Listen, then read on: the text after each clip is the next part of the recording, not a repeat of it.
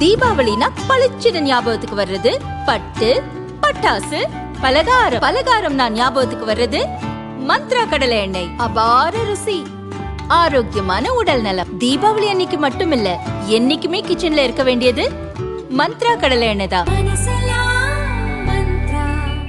இனி பிரத்யேக செய்திகள் உங்கள் விரல் நுனிகள்.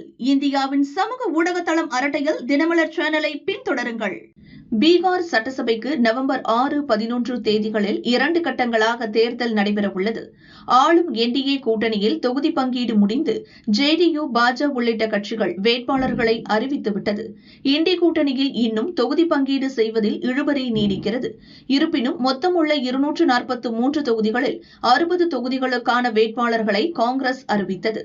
இச்சூழலில் 2வது கட்ட தேர்தலுக்கு வேட்புமனு தாக்கல் செய்ய கடைசி நாளான இன்று 143 தொகுதிகளுக்கான வேட்பாளர் பட்டியலை ராஷ்டிரிய ஜனதாதளம் வெளியிட்டுள்ளது. கட்சித் தலைவர் தேஜஸ்வி யாதவ் ரேஹாபூர் தொகுதியில் போட்டியிடுகிறார்.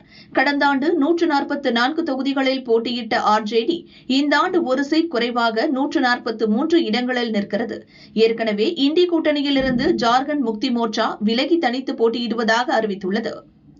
முக்கிய கட்சிகளான காங்கிரஸ், ஆர்ஜேடி இடையே தொகுதி பங்கீடு முடியாத நிலையில் மாறி மாறி வேட்பாளர்களை மட்டும் அறிவித்து வருவது தொண்டர்களிடையே குழப்பத்தை ஏற்படுத்தியுள்ளது.